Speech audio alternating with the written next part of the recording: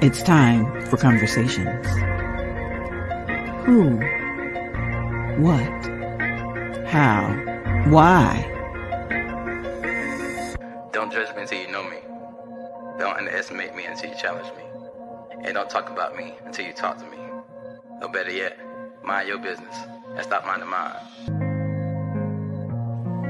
What will be today's conversation? Understanding viewpoints, educating, and stimulating discussions. It's time to connect to T-Horne, your host. It's time for conversations.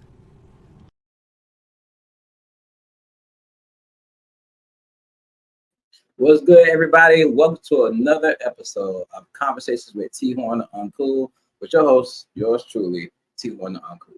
So today is Current Event Tuesday. It is our second Tuesday. Let's give it just a camera right quick. There we go. It is our second Tuesday of the month when we discuss current events and we bring in people of all types to talk about certain things that's going on in the world today. And there's a lot of stuff going on in the world that we want to talk about, staying current with everything that's going on. There's been stuff going on with the Olympics. There's been stuff going on with politics. There's been stuff going on with entertainment. And there's stuff going on that I just feel like people need to know about to stay current. With that being said, I have two guests today that are going to be featured today.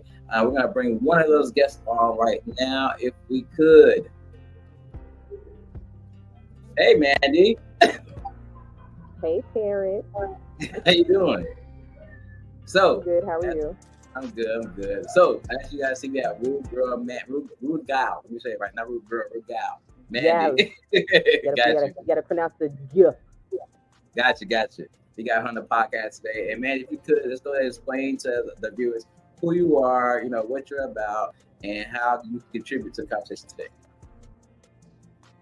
Well, basically, my name is Ruth Gal Mandy. I'm a DJ here in Jacksonville. I DJ in the reggae community, the Jamaican dancehall community.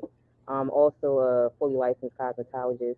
Um, what I can bring to the podcast today is being that I'm a DJ and I have to kind of keep up with the music itself. And, I have to have love for Vibes Cartel. Love that man since I was, younger. I've been following up with his court situation and everything that was going on, and also with his health also, so I can contribute to that. And I'm a nerd, so you already know I'm gonna sit there and talk about the Deadpool situation. Definitely have to talk about Deadpool. Okay, of course. And with that being said, let's go ahead and talk. Let's list the topics we'll talk about tonight. So the first topic we're gonna be going in is on Kamala Harris running for president. We're gonna talk about that because a big current event just happened with Joe Biden stepping down and Kamala Harris stepping up. With her being a Black woman and representing the Democratic Party, that's a big thing that's shaking the nation right now. The second thing, as Mandy stated before, the release of Vibes Cartel. So I'm gonna say this. Before my wife and I got married, I was never into reggae, Caribbean, or island music, but being with her has opened my eyes up to a lot of stuff. And apparently, there was an artist by the name of Vibes Cartel who was arrested for, right? There we go. Who was arrested for murder. And he had been in prison for some years. And recently, he's been released, which has been a big deal for the reggae, Caribbean, and island community. Our third topic we're talking about is Deadpool and Wolverine being the number one movie in the world. As you guys know, me being a nerd, I'm really going to go in on that one because I know I love my Marvel movies and stuff like that. And the fourth and last thing is going to be the hilarious antics of the 2024 Paris Olympics. These Olympics have been crazy. I mean, they've been good. The competition has been great, but there's been a lot of hilarious moments that really, really, really are shocking me and keep me laughing. So with that being said, Kamala Harris. So, Mandy, with you being in, and I'm trying to find the proper way to pronounce this because I want to do a podcast solely on this topic. So, when I say reggae, when I say Caribbean, when I say island culture, first of all, what is the proper terminology for addressing your culture? Basically, Caribbean.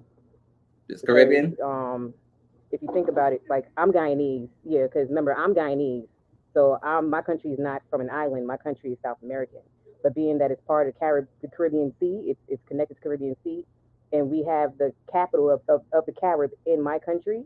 We're still considered Caribbean. I'm not West Indian. I'm Caribbean. So it's Gotcha. more considered as Caribbean islands and more West Indies when it's used only with the islands itself. Okay, cool. But with that being said, I know for a fact your culture or religion doesn't really let you dwell in American politics. Is that correct? No, I'm Rastafarian. That's why I can't dwell in politics. Oh, okay. I can understand that. I just want I'm getting updated in the culture, so forgive me, okay? It's I okay. just watched I just watched the Bob Marley movie One Love and learned a little about Rastafari. So I'm studying Rastafari right now, the culture and everything, what it's about and everything. So I understand you probably don't pay attention, but the question I have to ask, with you being a black woman, how personally would you feel and living in America, how personally would you think it would, how can I say this? What kind of effect do you think that would have on the country as a whole? If I can ask that. I mean, I could speak on certain key points to it. I Mhm. can't really talk too much about everything that's going on in it because I'm not really paying too much to the politics. But being on Facebook and on social media, scrolling, you do end up seeing and reading certain things. Um, for me, if I talk about anything, it'll be Project 2025. Mm-hmm. As a woman, I see that it's stripping our rights even more, per se. It's bad enough that they're already saying that, I think they said something about even if you have a medical reason, you can't even have an abortion. Like you can have an ectopic pregnancy, and instead of removing the pregnancy, you're just gonna have to die. That's not cool. Like there's people That's the that thing. get raped. There's women that get raped. There's women that have they use protections. They take the measures, but sometimes things don't work, and then you have an unplanned pregnancy. And to sit there and force something on somebody, especially in this economy now, where it costs too much just to eat. Just Right. going grocery shopping. I just went grocery shopping the other day, and 2 bags of nothing cost me $70. We're back You in the sound days, like and I my wife. You sound just like my wife. we're we're back in the days. I used to fill up a shopping cart, and it'd be like $100. So it's like in this economy, you can't really force us to, as women, to take on roles that we cannot afford. Got Those you. are I got you. expensive. Yeah. And if And that, you are not in a financial situation, I mean, things happen and sometimes you have to go with the flow, but the way how things are going now, jobs are not paying enough and everything is going up. And we're at the point now where a lot of people have to, move in with friends and family and shack up and all types of stuff in order to afford to live, even in a 1 bedroom. right. It's So to sit there and, no, go ahead, finish up. Go mhm, ahead. Go ahead, finish. I was going to say, to sit there and force extra responsibilities on an already stressed out society is unfair. So, from what it seems like to me, and I kind of agree with you. So, Kamala Harris has stepped up to run for president for the Democratic Party and stuff like that. But you being Rastafari, I know you guys don't really pay attention much to politics and stuff like that. But one thing I can agree with you on, it doesn't matter if it's the Republican candidate Donald Trump or the Democratic candidate Kamala Harris.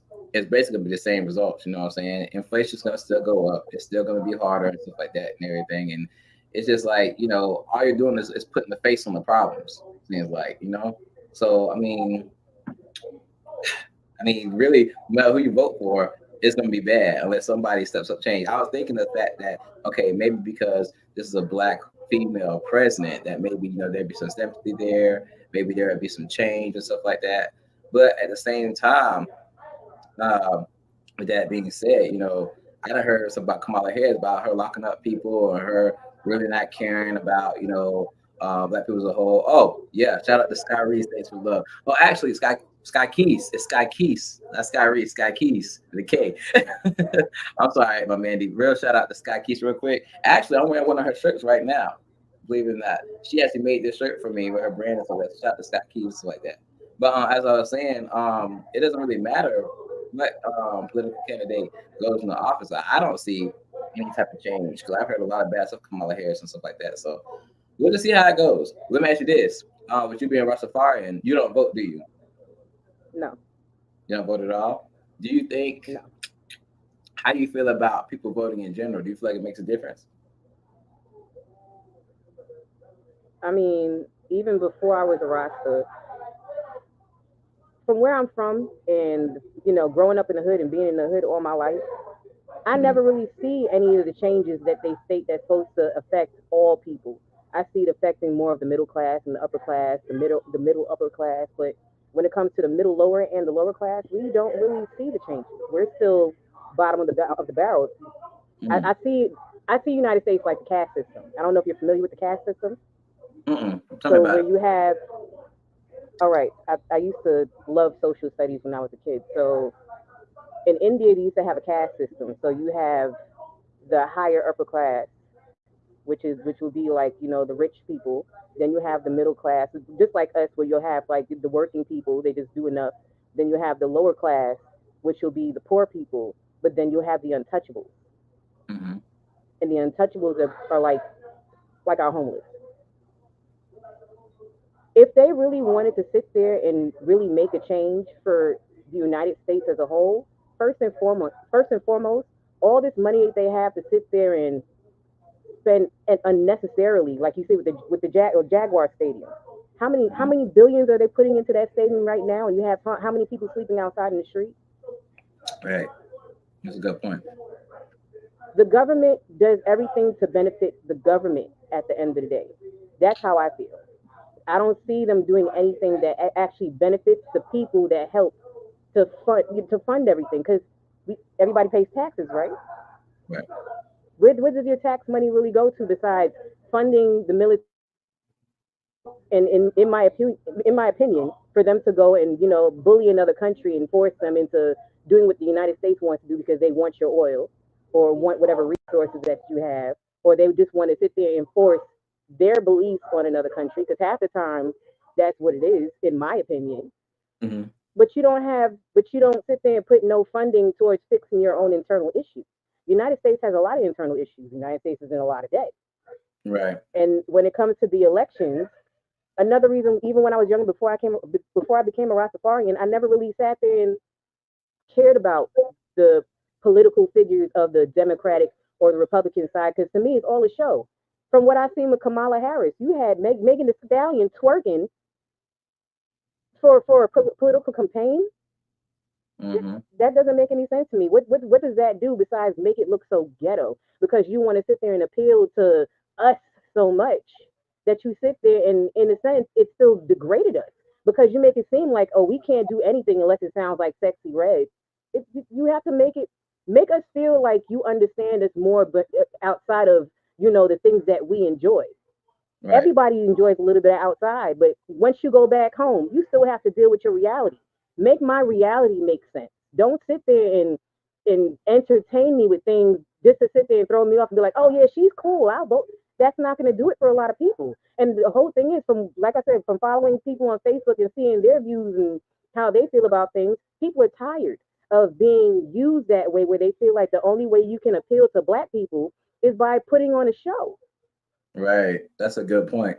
It's like, stop trying to show you understand us by entertaining us and show you understand us by helping us with our problems, because you can entertain us all day, but like you said, when you go back home, it's back to reality. We set them problems to face. We don't care about being entertained. You know what I'm saying? And I hate that the gimmick that you can entertain a black person to keep them happy. That's not what it is. We have problems and we want the problems to be solved. We've been waiting for problems to be solved since Barack Obama was in office, and the problems still haven't been solved yet. So, but we got a question up on the screen. Are we just supposed to jump on the Kamala Harris train because she is new? First of all, I don't think so. I mean, I ain't gonna lie. When I heard that Kamala Harris was running for president, the black man in me was like, oh, okay, we got another African American, politician running for office. But at the same time, when I did look at the history and saw her track record, you know what I'm saying, I had to really think, is she really good for the nation? I mean, Trump is really good too. Not really good either, but you're trying to figure out which is the worst of two evils at this point. You know what I mean? So, and even with Joe Biden, a lot of people gave Joe Biden a bunch of crap and everything because he was old and stuff like that and everything. But I don't know, these politicians. Like I'm still waiting for a politician to really step up to the plate and really make a difference in the issues of today. Like for real, for real. Especially with me as a black man. I'm not saying just black people issues, but we've been waiting for a long time for some change to happen. The change ain't came yet. So I don't believe people are jumping the train because she's new.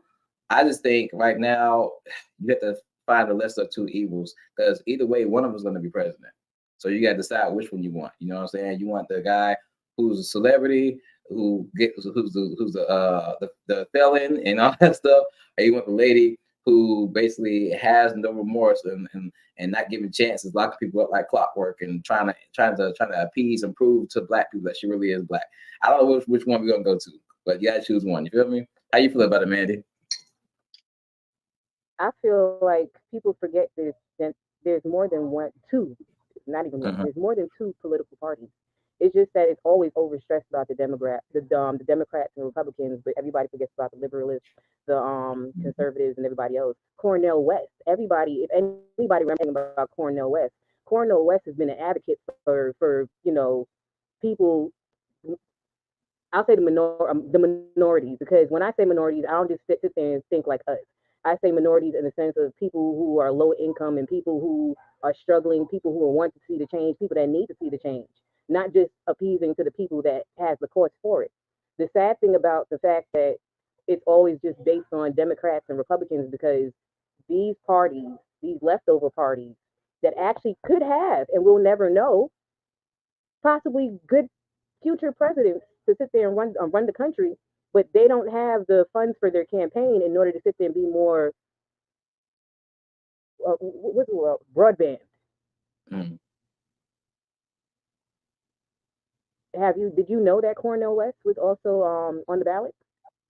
See, I didn't know that because they pushed the Republican and Democratic parties so much. I knew there was other parties out there, but it's kind of an out of sight, out of mind thing.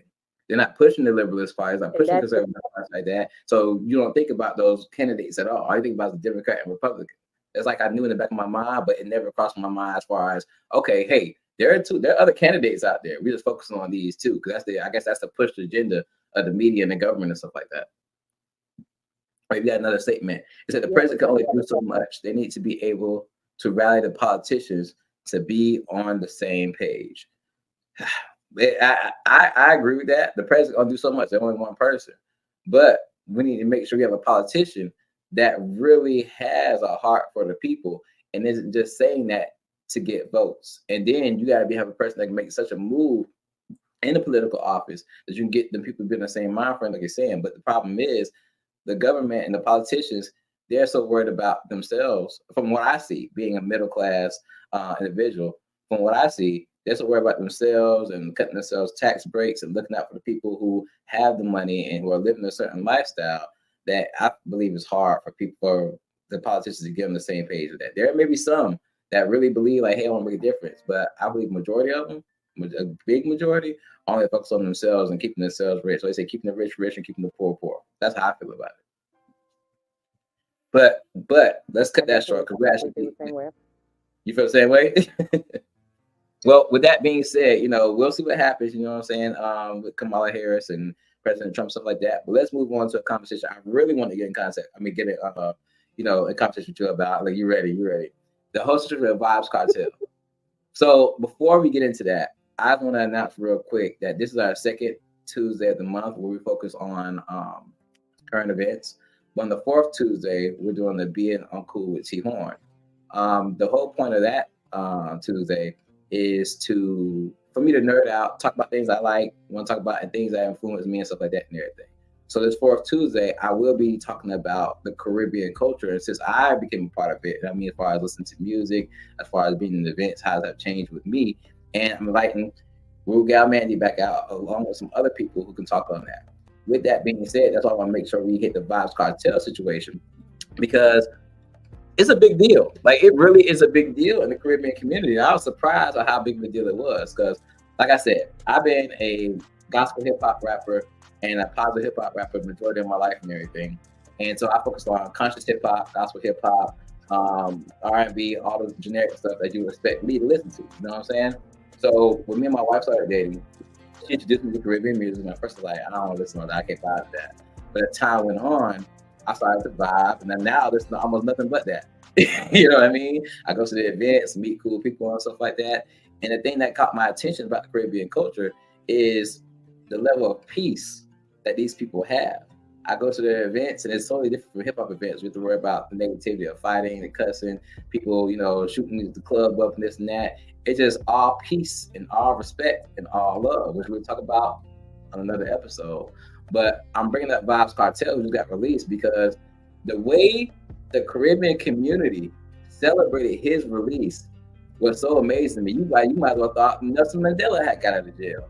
the way they celebrated him.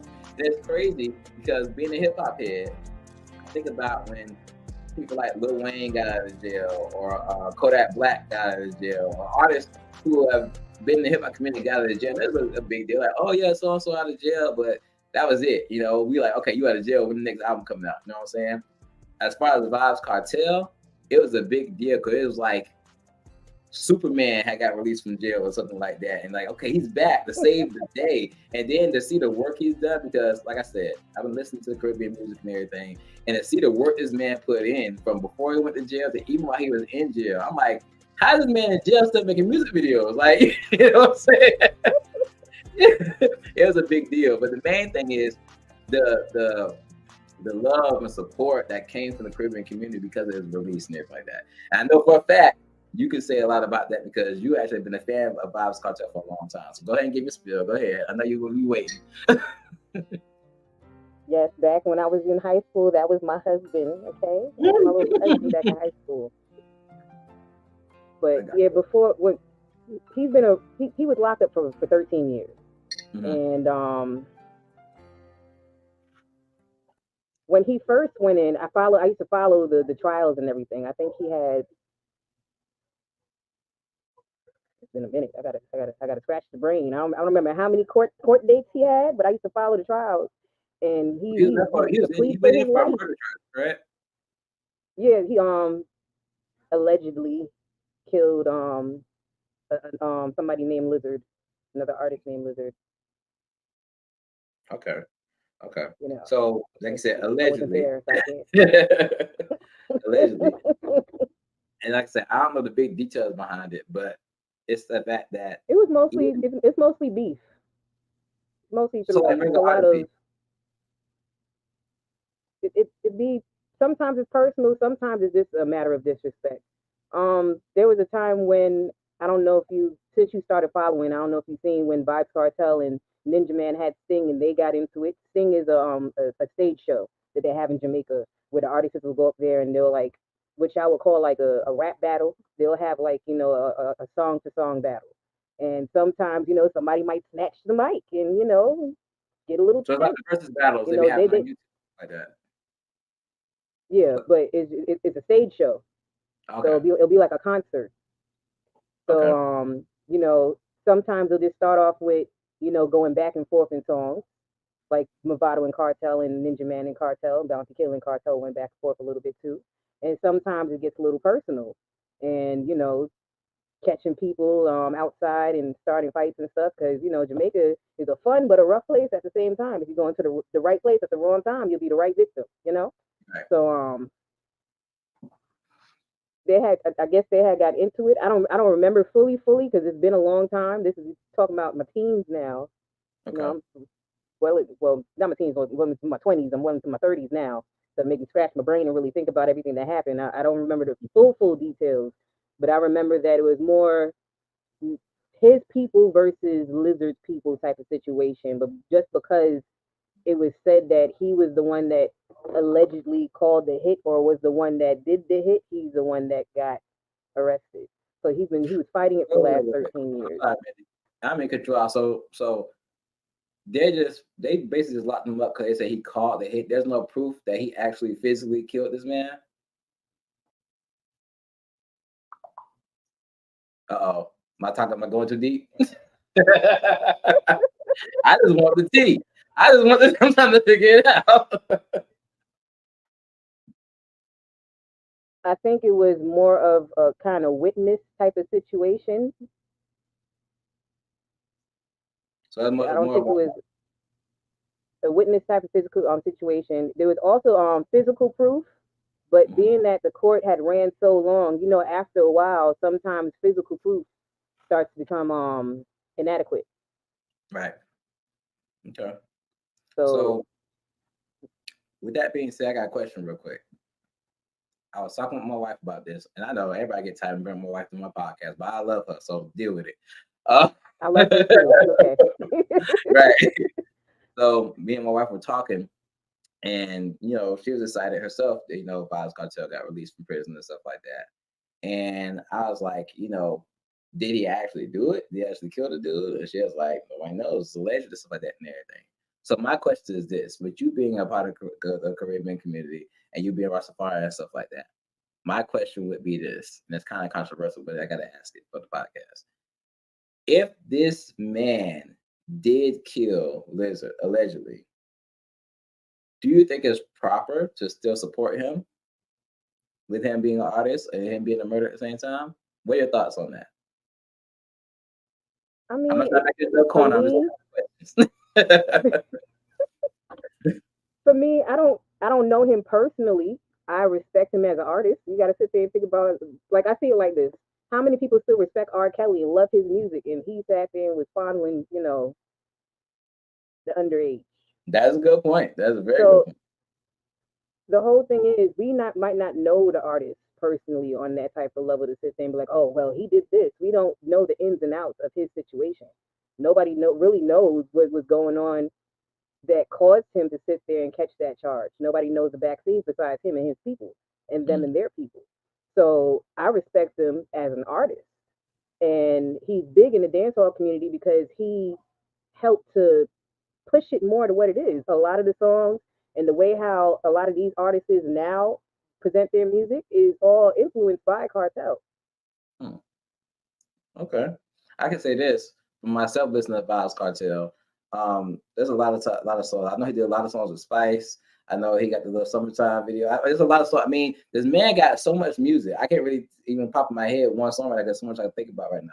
But from what I got from him, and this is why I pushed the narrative so far that the Caribbean, even though we're talking about, a murder charge, we're talking this man going to prison and stuff like that.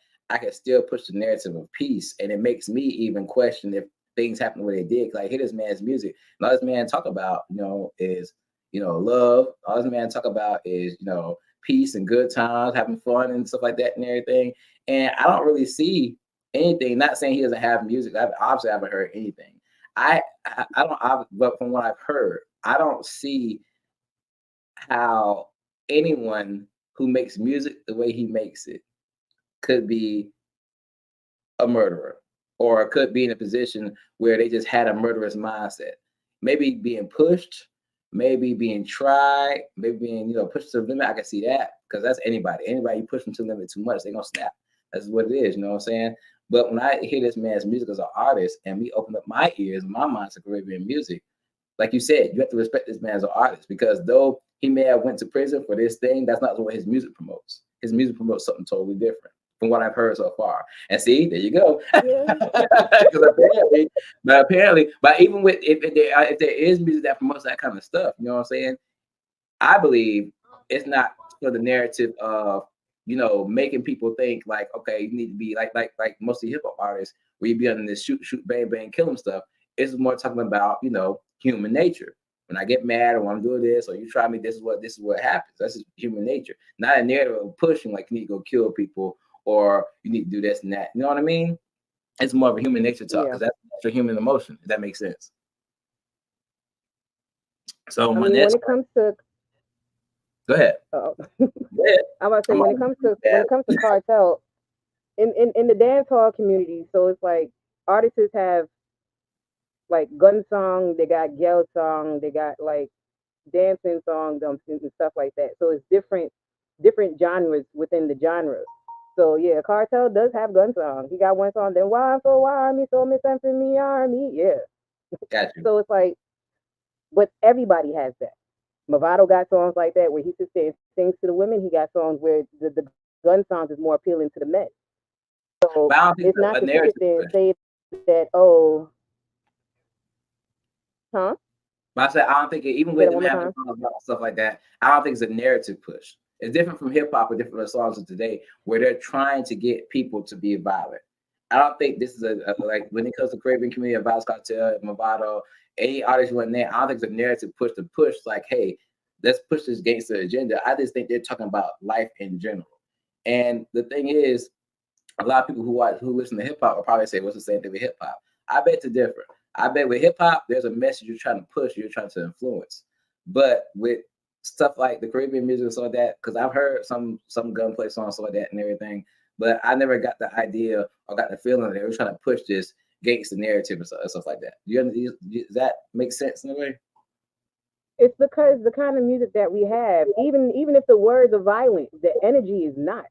If you like, when I attempt, strong word, when I attempt to go to American clubs, I feel my energy being drained because it's like you can feel the animosity and the anger, especially God forbid some Boosie play, I'm ready to leave. You can feel like when people you can feel when people start really feeling the lyrics a little bit too much. And now you looking around because you had a problem with this person a few weeks ago. Now this song, you singing the song at them. Now there's a fight, there's a shootout, all types of business. But in the Caribbean community, it's like, even though we'll all sing along. We'll sit there and hear any song play. We'll all sing along. We'll all dance and still have a good time. Because at the end of the day, we don't come outside because of all the money we spend. We spend money on an outfit. You got to pay $30, $40, $50 to get through the door. You got to put gas in your car. You got to spend another $100 to start drinking. Then you got to sit there and make sure you can find your way back home. All that money we spending, we're not going to sit there and do all of that to mess up a party. We don't want to go home. We're not trying to go home till 5, 6 o'clock in the morning. Right. We like to sit there. We go outside to have fun, have drinks, and go home. We don't go outside to have fun, get drinks, get mad, and do extra stuff. It's just not. It's not for us. We're too. I gotta find the word, but. Well, while you find that word, let me shout out real quick to the Them Your Kids podcast. Thank y'all for joining us tonight. Appreciate it. But go ahead, Mandy. We're just too into the fun of it to sit there and make it more miserable. The only miserable people you'll see that come outside are just the people that come outside to watch. We call them. We sit there and say they come outside and preach. They just come outside to see what's going on, and maybe sit there and say something about somebody amongst themselves, but they don't start any issues at that time. You know, this is just regular stuff. But and that's every time I go to the American clubs, I feel like I got to fight for my life. I don't like that. And you know what? I don't like that. It's so funny because before I started going to these events, I was so against going to them because of the fact that what you're saying, the stereotype of American clubs and hip hop clubs, the fighting, if you step in my shoes, I got to shoot you. Or the disrespect where men going around touching women on their backsides without their permission and stuff like that, or they're getting too drunk, getting crazy. It was so much negativity tied to the club scene that I was like, you know what, I'm not even mess with that and everything. But you know, I was influenced, like, hey, give it a try and this and that and everything. And when I started, I was still in that little bubble, like, I was on security mode the whole time. I couldn't even enjoy myself, like, hey, I'm waiting for the next bull crap to pop off. You know what I mean? But as time went on, you know, I started to notice the peace and the positivity, and that it's just about having fun. Nobody's worried about who got the best outfit. Nobody's worried about disrespecting nobody. Nobody's worried about stealing nobody's girl. Nobody's worried about nothing. People just come out there to have general fun. So when you hear the songs that talk about, you know, even the gunplay and stuff like that, it's not a thing like, oh, you know, yeah, now I'm getting turned up now I want to shoot somebody. It's just, oh, this is a good song. We singing, blah, blah, blah, this, that, and everything. But even though the song's talking about this, we can still have fun, still have a good time, still be at peace, because this is the energy we're spreading.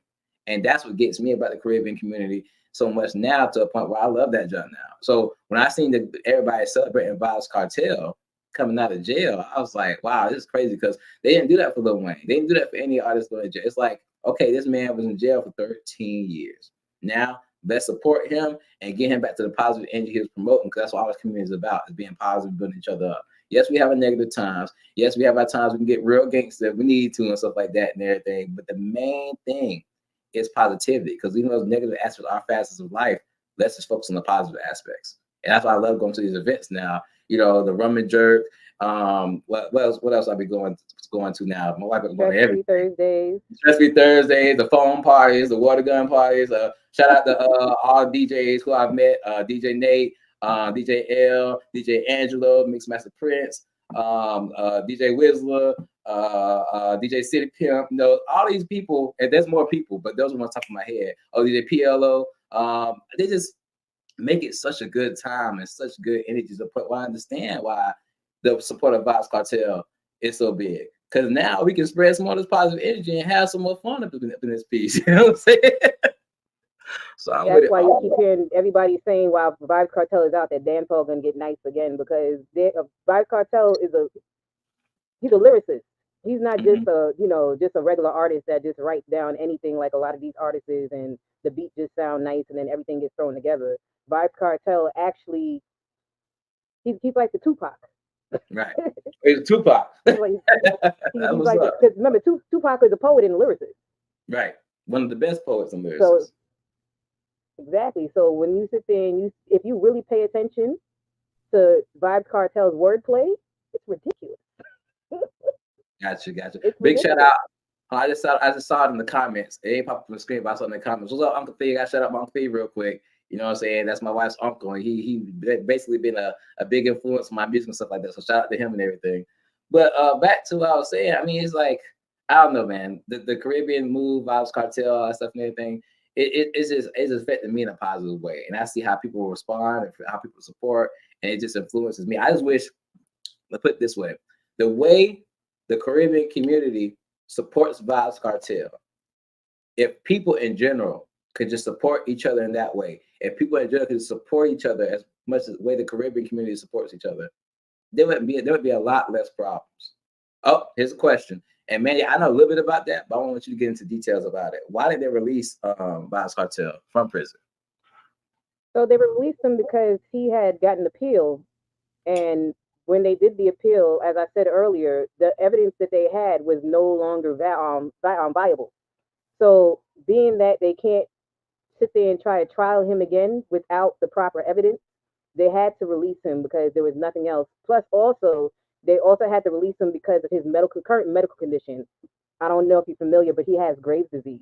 The same thing that Missy Yeah, I heard Elliott about had, that. but she was able to catch hers early, where she was able to be treated.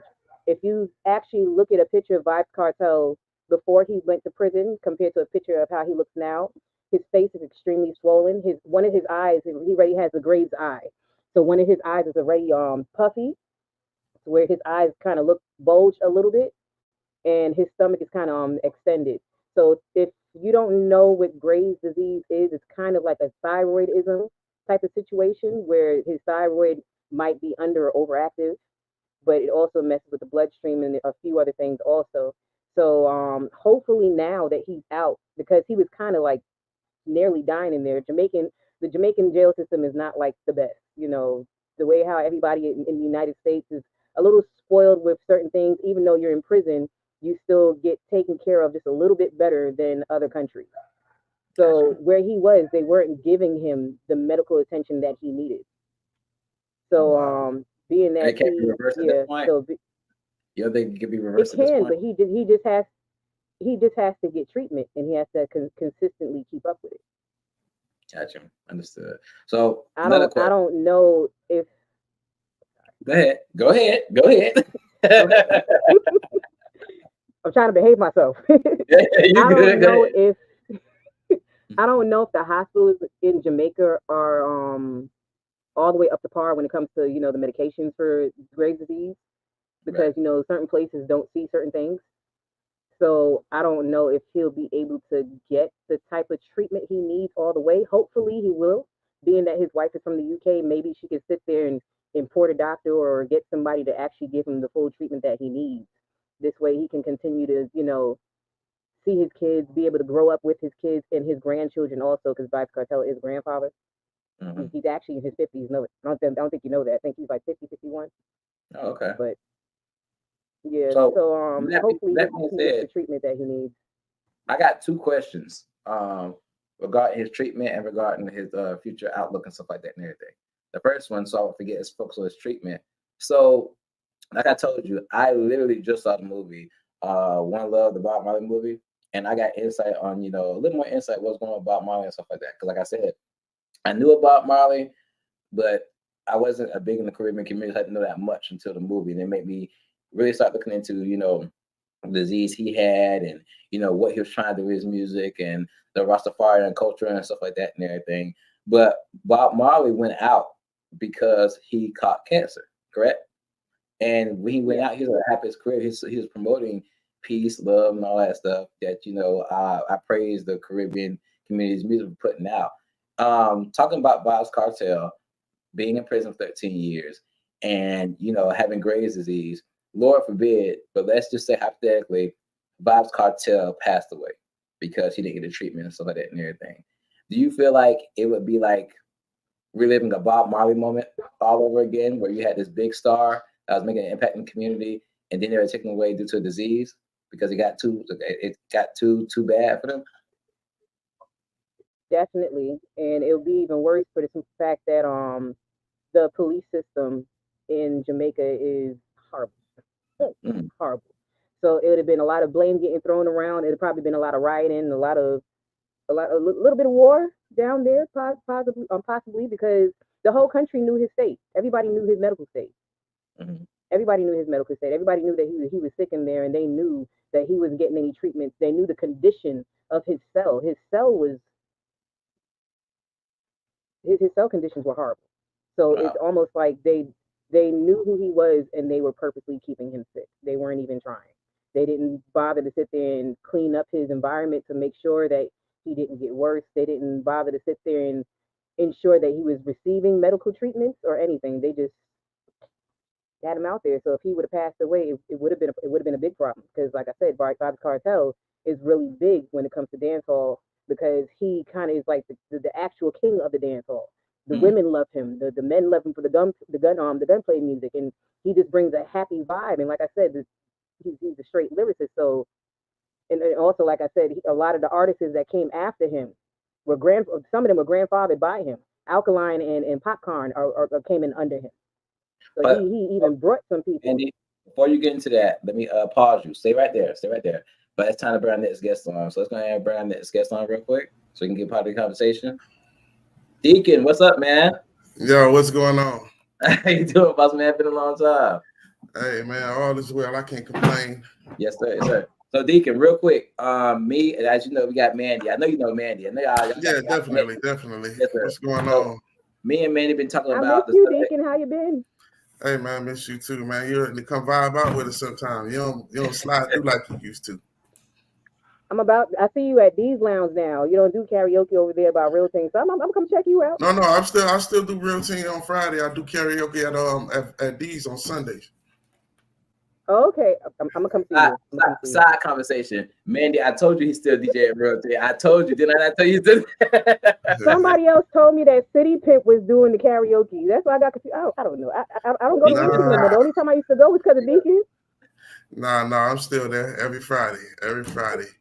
So, Deacon, real quick, can you tell people who are watching who you are, what you do, and how you think you could benefit in the conversation? Let's see. For starters, my name is Deacon the DJ. Some people call me Mr. Pump It or Dump It.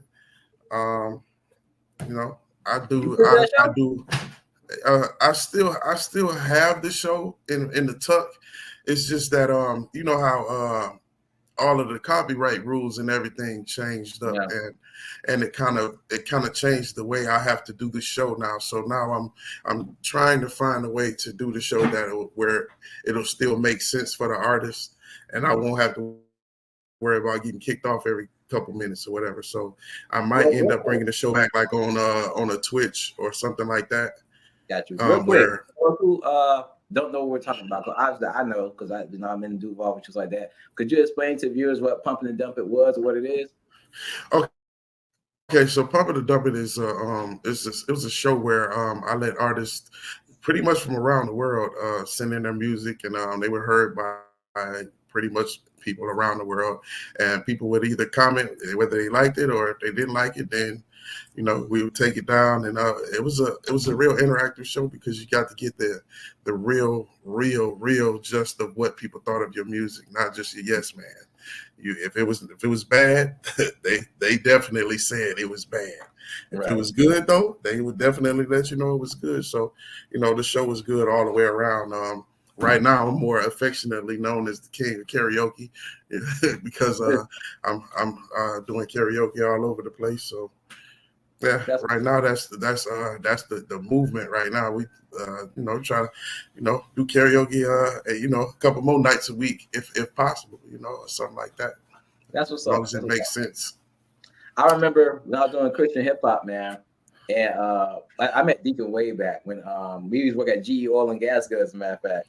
And I told him I was a Christian hip hop artist, and I heard about his show and everything. So I'm like, before I try to get on the show, let me watch it and see what happens. So I watched. I think it was on Facebook Live one day. I was watching stuff like that and everything. And the way people was going in on people's songs, I'm like, nah, I'm scared. I ain't put my they was going in. Hey man, listen, I tell you what. One thing about that show, boy, it made more janitors than yeah,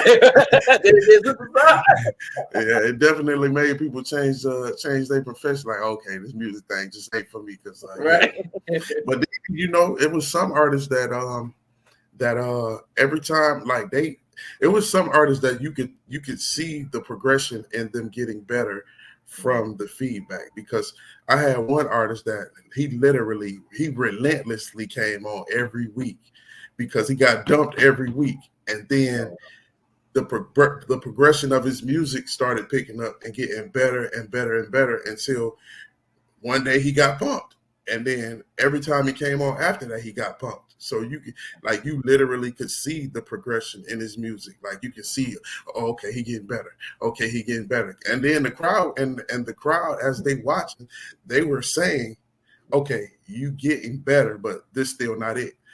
And then you will see people play like, okay, this is good, but your wordplay wasn't this, or this is good, but you picked the wrong beat. Like, so he was taking the criticism and installing it into his craft, and then he came and he got that first pump, and then he came back, got another one and another one and another one. I was like, okay, so he listened and got better. And then you had some people who just that first dump, they was like, oh man. Yeah, and the funny thing was they would blame me specifically. Oh, you a crab, man, you hating on us. I'm like, you know I didn't dump the song. Like, the crowd dumped the song. At people's opinions, you know what I'm saying? Right. I'm here to facilitate. I wasn't here. I can't help this what happened. Right. So some people just didn't make the best of the opportunities. Well, Deacon, real quick, I know you came in late, but we got like 5 minutes until our break. We'll take a 10-minute break, and then we'll come back for the next hour. But before we go to our break, me and Mandy were talking about the subject of Vybz Kartel being released from prison. Yeah, that's actually real dope that they actually gonna let him out, especially. Well, he's already out. He's free. He's already out. Oh, he out already? So he was gone, what, 13 years or something like that? 13 years. Yeah, they let him out the day before Jamaican emancipation. Yeah, that's crazy. That is real crazy. But I'm nothing but blessings to him. You know what I'm saying? I'm sure he finna get out and get straight back to work. I'm sure that we finna hear a lot of vibes. He never stopped working. He was working out of prison. What you gotta say, man? Yeah. Go ahead. He dropped a 12-track album first day out. So he dropped 2 albums, matter of fact, first day out. Oh wow. So he got one album that's strictly based off of being in and getting out of prison, and then another album that he got is more towards the dancehall scene. So yeah, that man's always working. Yeah. He actually. I mean, especially when you got time to think like that, you're gonna come out and you gonna hit the ground running. Right.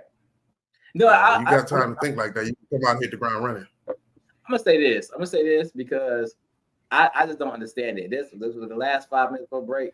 I don't understand, because I haven't been to jail before. I ain't been to prison, but I've been to jail before. And I'm like, how are these jokers in jail making all this music and making all these music videos and still going? I don't understand how it's even happening. Like, they getting pardoned, but this, okay, you in jail, but you can still make music and stuff like that. You still gonna bring the studio. How is this happening? It blows my mind. You know what I mean? Well, I mean, you got to think about it like this. Technology is so different now. Mm-hmm. I mean, if you look at Tory Lanez, he making albums over the phone. Oh wow! Like that last album he just dropped, like what, a week ago. And he literally made the whole album over the phone. He said, and he spoke out about it, saying that him and his engineer, they went through countless trial and error of doing it before they could make it to where it sounded like regular home studio quality. But he doing it over the phone. But see, that's dedication. And as an artist, it makes me just check myself. Like if Joker's going to jail and making tracks over the phone and this and that and finding ways to make music come out, ain't no excuse. You need to get in your grind. You making all this, ain't no excuse. So people who really grind it and really want it, gonna do what it takes to get that stuff out there. And it made me check myself. Like, yeah, you need to do a little better. You need to do a lot better, homie. You need to get it together for real. Yeah, man, don't be like I was, man. Like I for a long time I wasn't making music, but I was making people's music go to the right places, but I wasn't making music, which I got to a point where I felt like, all right, now you done waited too long and you done got too far along to make music. But then I had an epiphany. It was like, well, why am I too old to make music? I've been doing it my whole life, so why stop now? Right. That brought me back to the music. You know what I'm saying? So now I'm nonstop. You know what I'm saying? I'm always creating. I always got something in the works. Like I just dropped a project on the 4th of July. Well, okay. Well, what's the project called? It's called Timeless 2. Okay. Make sure you put it out there so people watching can check you out and stuff like that. For real. Yeah, it's Timeless 2. Deacon the DJ, Timeless 2.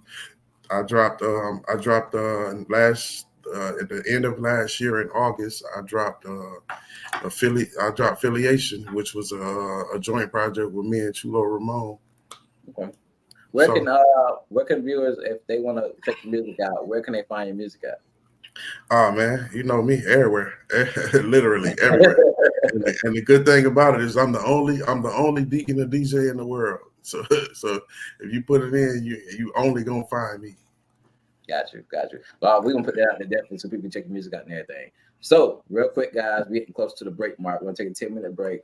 When we come back, we're gonna talk about Deadpool Wolverine being number one movie in the world.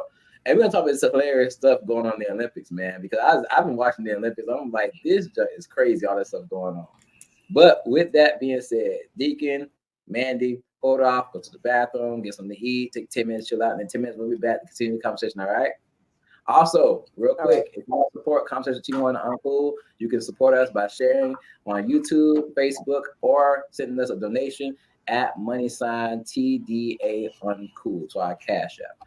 With that being said, let's go ahead and hit this break. We'll be back. Oh no, I have a dental appointment coming up. I'm so nervous. It's time for the Dental Diva. Dental anxiety is very common. I'm going to give you 4 tips to help you with dental anxiety. Number 1, always review your doctor before going in when you're trying to find a new dentist. Google reviews are the best way. 2, once you get there, do not be afraid to ask any questions. If they're not willing to answer the questions, run!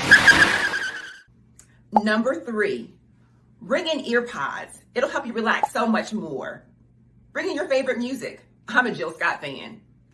Number 4, do your part at home. Make sure you're keeping up with your own oral hygiene by brushing and flossing. It makes the visit easier. Contact Lynn Weaver, the Dental Diva, at smartsmilesllc@gmail.com. All roads lead to St. Mary's, Georgia. It's time for the 8th annual Bold, Beautiful, and Bald Beauty Bazaar and Weekend Retreat. Get the car packed. Book your flight to Jacksonville, Florida. Get your bus ticket. Hotel group rates are only available until August 15th. Don't leave your pets at home. And kids 17 and under, you can bring them for free. Pack your bags. Wake up. Don't sleep on this one. Contact the hotel directly and ask for the BBB 2024 group rate. Visit Bold, Beautiful, and Bald Beauty Bazaar on Facebook or search for Georgia on My Mind Weekend Retreat. Call 407-914-6519 for more information. And did we tell you about the film festival Saturday night? Oh, you don't want to miss this weekend retreat. Send an email to boldbeautifulandbald@gmail.com. Are you ready to improve your health? The immune system is the body's first line of defense against germs and diseases that make us sick.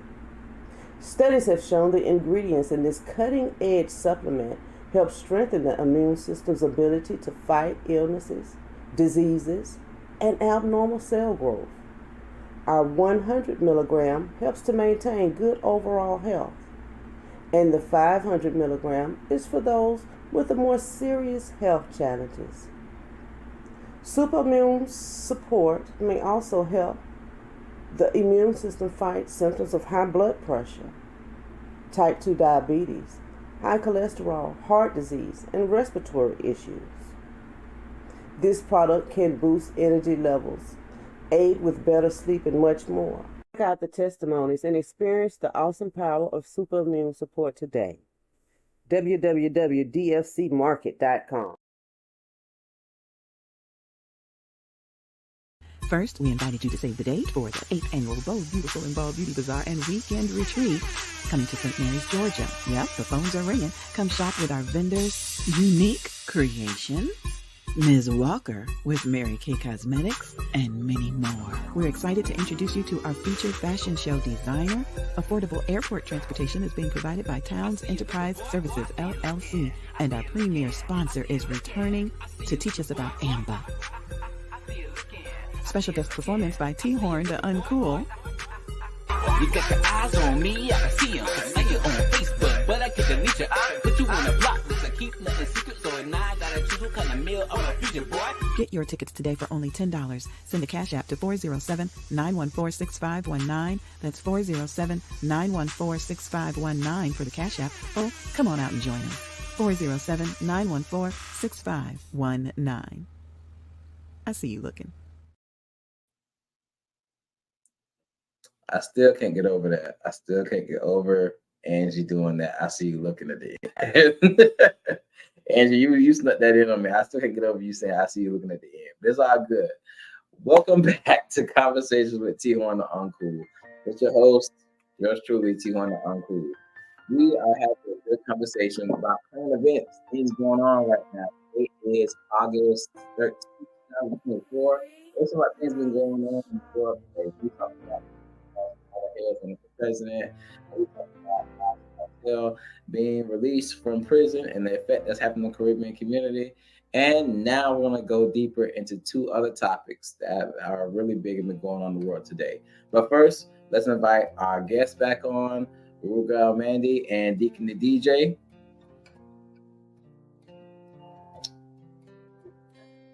Rugal, we got you back. I'm pretty sure Deacon will pop up when he's ready. So, with that being said, Mandy, now it's time. So, go ahead and throw the Rastafarian Caribbean flag to the side. It's time to get into nerd mode. You know, we've been waiting on this for a while. So, for those who don't know, me and Mandy are really good friends. We're a mutual friend I met through my wife and stuff like that. And the funny thing about how we connected is because we realized, like, oh, okay, Deacon's back. Okay. Welcome back, man. So the reason we connected is because my wife and her connected through the Caribbean music and events, stuff like that. But me and her connected is because we're big nerds of comics and anime and things like that and everything. So I know she's been waiting for this little part of the conversation. Deacon, we invite you back on. Deacon, you seen Deadpool and Wolverine yet? Of course. Okay. Of course. All right, good. So I'm ready now. Yeah, I was supposed to go see it when the day it came out, but I had some unforeseen circumstances, so I had to set my wife and let her go ahead and see it, and then I saw it later on. Oh man, you a good man, because my wife ain't seen the Marvel movie before me. I'm sorry. You're a good one, brother. I'm telling you. My wife already know. If I can't see the movie on the first day it come out, I'm gonna be mad because all social media been talking about it. All the spoilers gonna be released. Right. Yeah. Them spoilers be killers. Yeah, man. Yeah, but I ain't gonna lie. Speaking on, I told you I was trying to hold out. Nah, you can't hold out. I was trying to hold out. You can't. But I told you the only reason why I was trying to hold out is because I wanted to go on a date, and I had to sit there and watch this movie without my date. Now I gotta lie and act like I ain't see it. You better hope your date never see this podcast. He's not. He's not. I'm not even gonna send him the link. He's gonna be mad at me. Right. With that being said, the reason I think this movie is so good because this is number one movie in the world right now, and I think they hit the $1 billion mark in this first week, which is like record breaking. But I think the reason this movie was so important, we'll go into details about it, but because ever since Avengers Endgame, the Marvel movies have been sucking into it so bad. It's like they didn't know after Avengers Endgame. It's like they didn't know what to do. They had some good stuff like that. For me, I know they had the Spider-Man was it Spider-Man? Which one was it? Spider-Man? It's Homecoming. Homecoming. Homecoming. Yeah, that was Homecoming. good. Yeah. Shang-Chi was good to me. I love Shang-Chi, which they need to do something with him. That was dope. And I like Doctor Strange too. It was okay.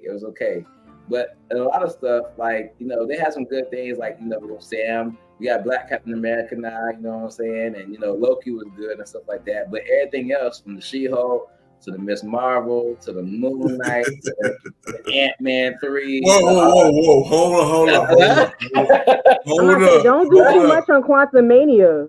Don't do too much on Quantumania now. I didn't like it. I'm sorry, I didn't like it. Because Khan... Kang. Listen. I give him that. Man, Moon Knight was dope. Listen. What? Listen. Moon Knight was dope.